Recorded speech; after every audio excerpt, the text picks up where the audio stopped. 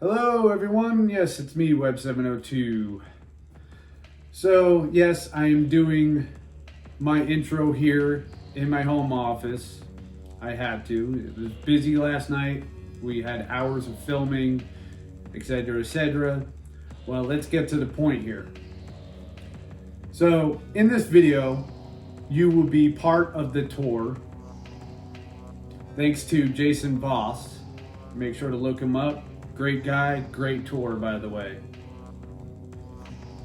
Now, if you stick around to the end of the video, you will learn more because we will be actually interviewing Jason Voss at the end of this video to give you more information about his tours, distance, etc., all that good stuff.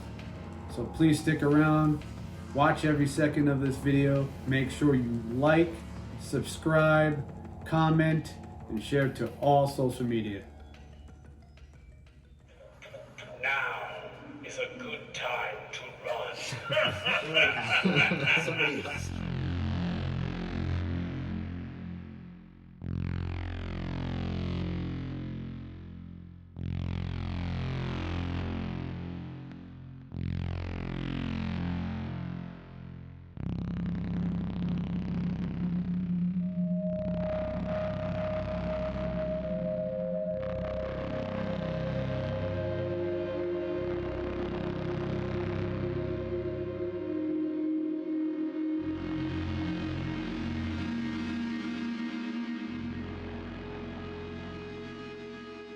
Largest still standing wood head frame left in Arizona. That's made out of giant redwood timbers from California from like 1917. That sits on top of a mine shaft that goes down 1,900 feet. Well, if you want to take a detour, when you're in Kingman, Arizona, that's where the doctor's office speaks all the time. About 2 miles north of Oakland is the ruins of Acme Gold, and that's where she went in 1903. Doorway, you can then get to the alleyway as well from there. So,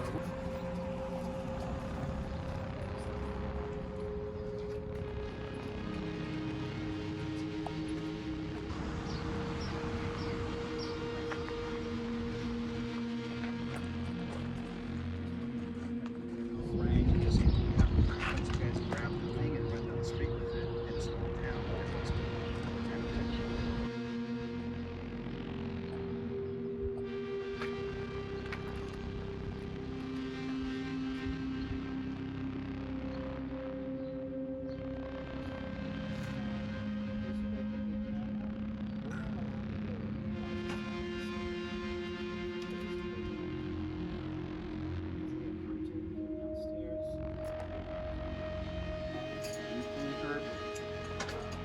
No.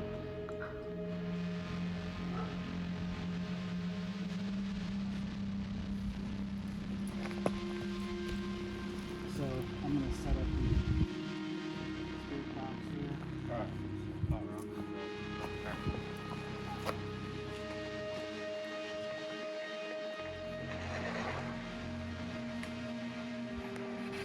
Is there anybody here? I have this device with me that you don't like very much. I know it's noisy. I have some very nice people here that want to speak with you.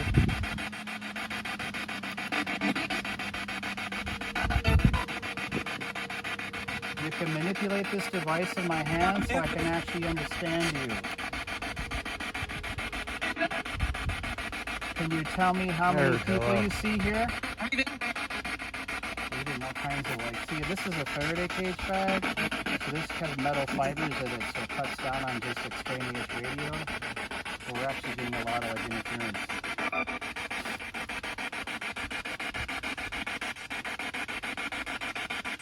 How many people do you see here, please?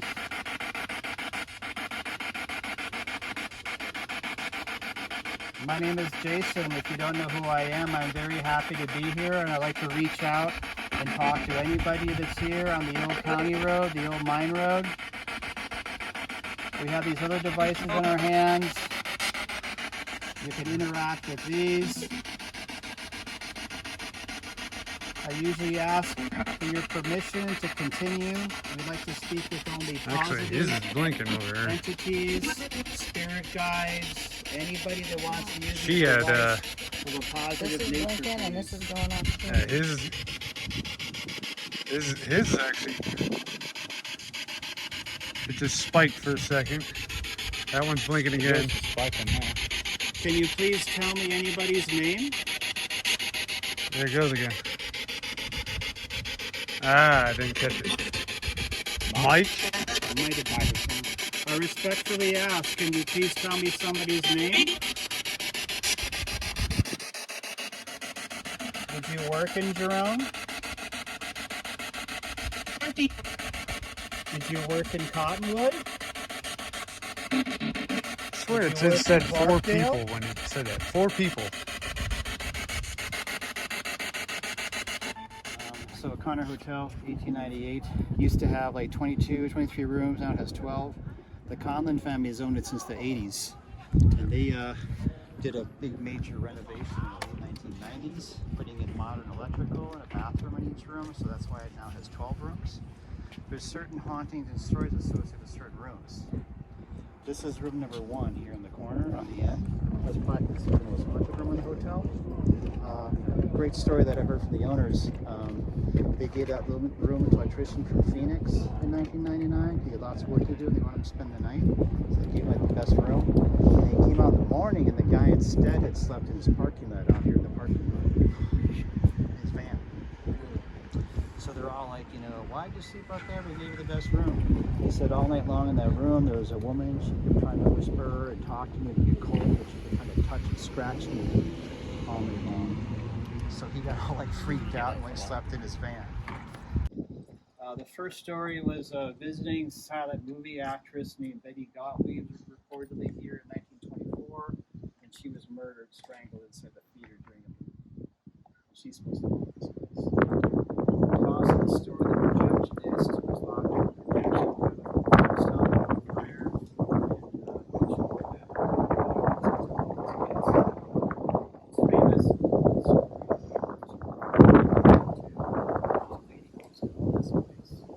She had been friends with one of the old ladies who used to play the piano during the silent movie picture movies. And she had been dead since the 50s.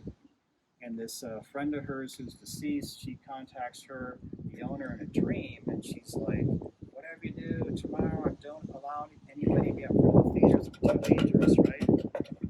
So she gets all freaked out to get this warning from her friend.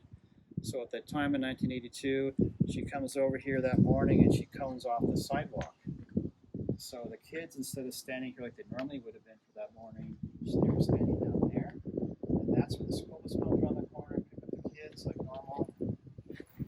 And what was left of the big beagle cracks off the front of the building and comes crashing down the sidewalk.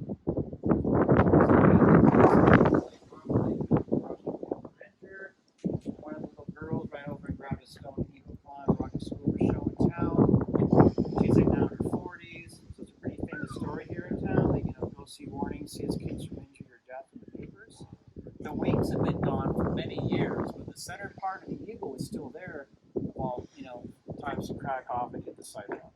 So you got the little gift shop, the little museum back there is $2. Right, so it's got a lot of history. Oh, you see this book here? Urban Map. So that's the book Haunted Jerome. That came out 2019. A couple friends of mine wrote that, and I'm a contributor to that book, and they got one of my paintings in there. Oh, cool. Yeah, so you know what that means, guys. You gotta look up Jason Voss.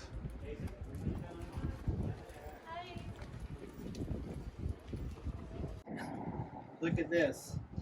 Here, see this picture here?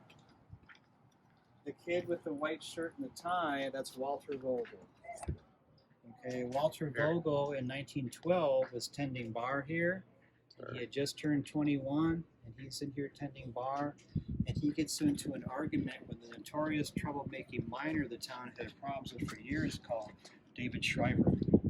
And David Schreiber shoots Walter Vogel across the bar, killing him to the stunned patrons on their bar stools to just watch this kid get murdered.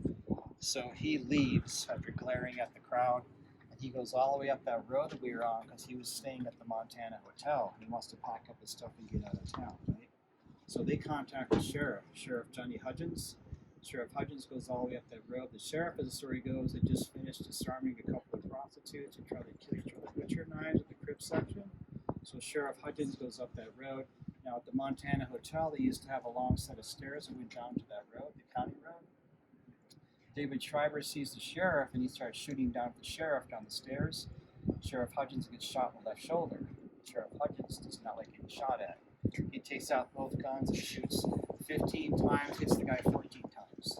Damn. So when his bullet-riddled body hits the bottom of the stairs, they found 14 bullet holes, and the guns total held 15 rounds, so he missed it.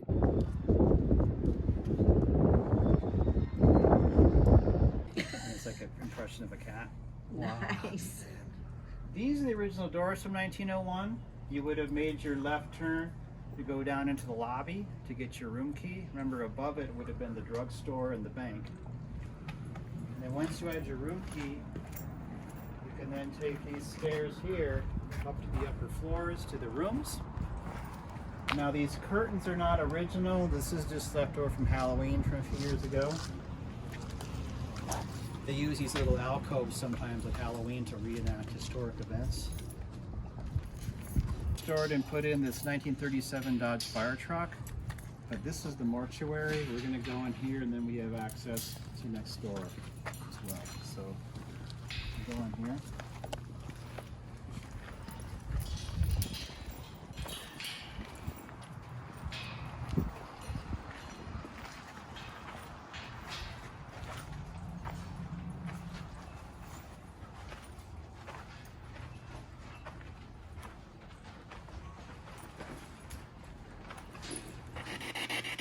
I have some very nice people here that want to talk to you. What is your name?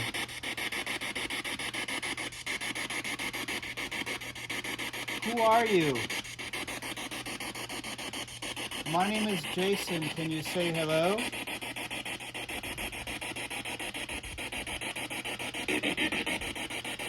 Why are you still here? I asked that when Krista was here just like 3 weeks ago, and the guy really clearly goes, hiding. It's pretty creepy. Who's here with us? Can you say hello? You want to talk to us?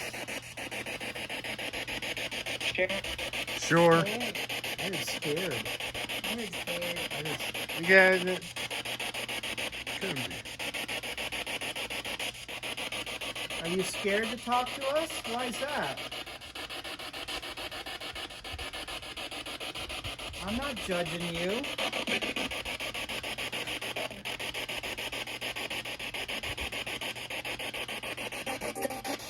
Now, in the past, I've spoken with Abby. Is Abby here? That was a female. Hi, Abby. Is that you? Very happy to see you and talk to you.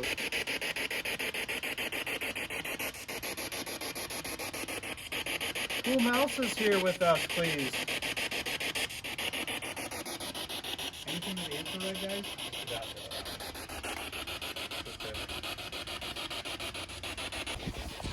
Now this is the newspaper office. And again, the hotel room's above us. I heard hi. Abby. Yeah. Did you hear that? Hi, Abby. Oh, it actually. It said Abby. Oh, it does. I guess Hi, it said. Abby. Thank you for speaking with us.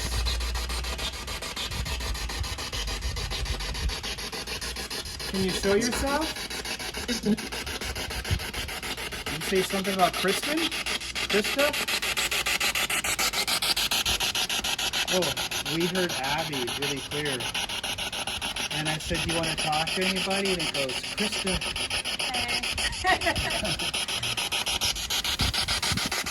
Krista's here. Do you want to talk to her? Wait, did it say? Yeah. Hi, Abby. closing like you guys. Why are you still here?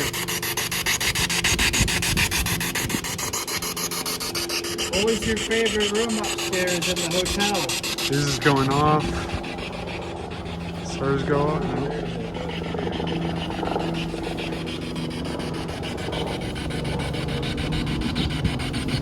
What was your favorite room upstairs? That's just dirt. Somebody treat me back to the hospital. So, appearances for years. Shadowy figures, both male and female.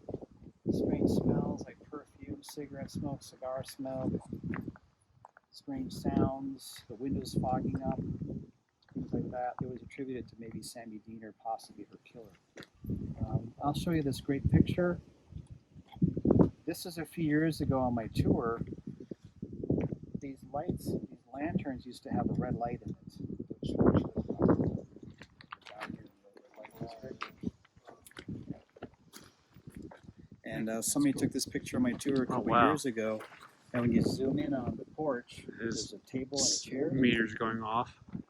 It looks like So a 3-story. sitting in the chair. Can't really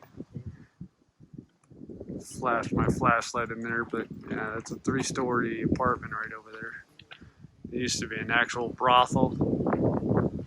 And then of course, I don't know what that is over there, but there's a car just sitting over there. Now on the maps, I'll show you this in a while. This is the map for the street from 1927. Lil's place is right there. That's probably La Victoria. Where it says furnished rooms, that's where we are. This parking lot. Right across the street, it says private. That was the back of the garage. Next to that is the lodging house. Look at all the stuff down the street. Everything marked with D is domestic, rooms for rent, furnished rooms, lodging house, billiard hall. 1927, a lot of stuff going on down here. I'm sure there was lots of jazz music and prostitutes and speakeasies. And here we are. This building in color, the brothel apartments.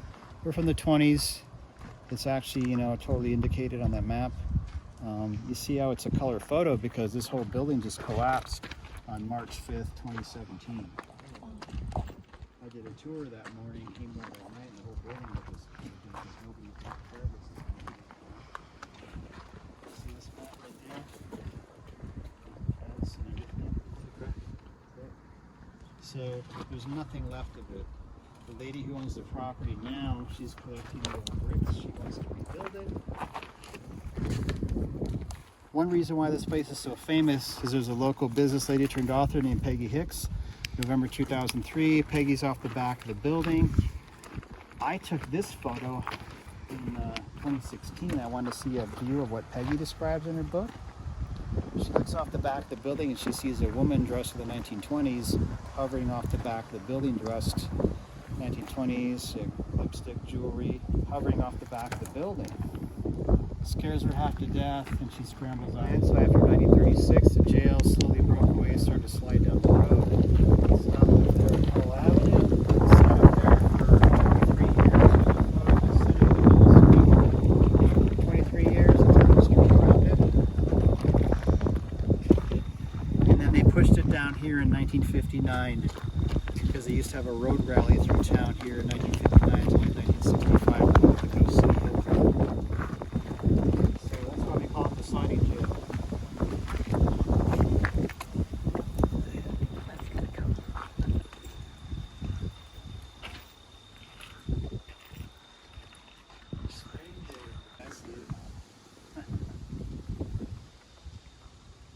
Do you see 9 people?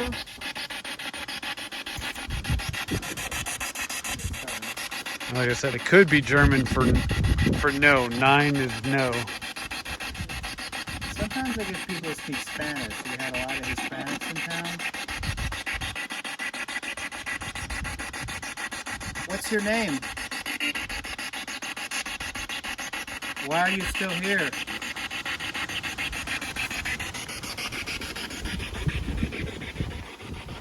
Why are you still here? here, please. You want to show yourself? I heard something. You want to interact with our equipment? You can flash twice for yes and once for no.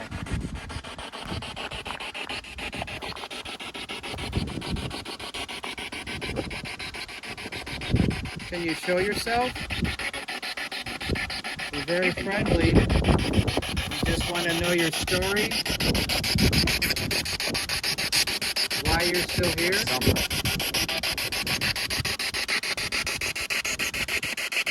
Did you do something very bad that you feel like you have to still linger in jail? Yeah, I heard yeah.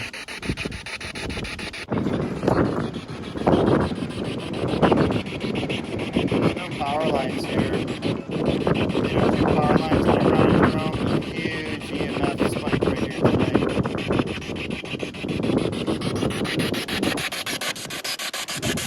Who's here?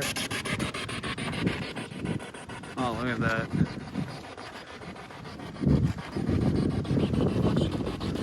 Are you buried underground?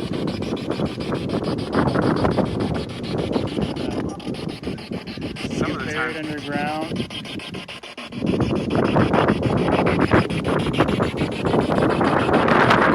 Drops. This is right here, like human height.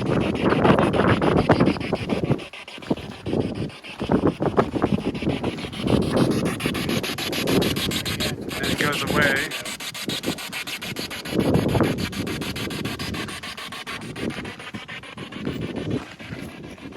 So there's obviously an active location right here. I see them here in the summertime. Look at that. Oh, that's getting a nice close up of you, little one. Oh, he's Just kind of walking not gonna around. bother I me. see him sometimes here. Start. So we are at the fancier red light district over there. This is the not so fancy version down here. This is where the steps for Husband's Alley, see they just end? The stairs ran down here, and then attached to the back of these buildings running down here an angle were these brick buildings that they called the cribs. That was moth. I gotta make you a copy of this photo. So it was the same. Oh, look, there's a spirit. Yeah, okay. Jeez. Ooh, So these old were boss. Okay. We're standing right here in front of where these were. Window door, brothel apartments all down here. So all this was brothel. That's cool. Something just touched my leg. Did you kick it though? Doesn't count unless you kick it. Oh, would you look at this? Wow. Gotta go sit down. I'm not gonna spotlight too much. I'm just gonna do this real quick because I don't want to disturb anyone. Anybody in there? I don't know. Doesn't look like it, but it's cool.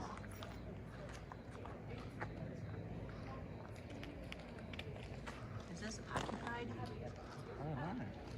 Oh, but it's. There's lights on it, but yeah, there's not much in it. I don't know. Well, like I said, this is all like the bad part of the red light district. It looks like storage. Now, the fire escape here, this is like put in like 2012. Prior to that, they got the cribs all attached to here. This is that Nellie Bly building, the plaque where Jenny has. So welcome. My name is Jason Voss. I'm here with Tours of Jerome, Jerome's original and oldest tour company. Since 2008, we're standing inside the building is the New State Motor Company from 1918. Used to be a garage, and then it was a Chrysler dealership later on. So we do historic tours and haunted tours predominantly. I've been doing the tours up here for about 6 years. So the most popular tours are the haunted tours. And so behind me we have several different things that I've like to point out here in the office. A few of my paintings. historical figures here in town. Looking around the office, we got all kinds of interesting things here. Spanish conquistadors were actually here in what's now Jerome in 1583 and 1598. You know, Jerome was predominantly a mining town, and what they mined up here was copper. They would also get gold and silver as well. All the mining ceased up here in Jerome in 1953. If you came through Jerome in the 1950s, it really looked like a ghost town up here because there was less than 100 people. Population these days is hovering about 456 people. Okay, now say if someone from Las Vegas wanted to take your tour. Yeah. Now, how would they do so? Saying how long of a trip would you say this is to get from Las Vegas here to Jerome, Arizona? It's about 5 hours, give or take. We don't honor daylight savings time in Arizona, so Yeah. you could gain an hour. If you're coming the right direction at the right time of year.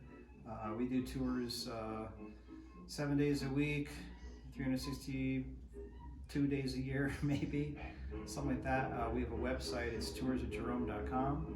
And again, we do historic tours and haunted tours predominantly. We were doing wine tours as well, like wine tasting tours. Yeah. With COVID, we haven't really done much of those because they have strange tasting room restrictions, and capacity rules, that sort of thing. But yeah, you go to our website, toursatjerome.com.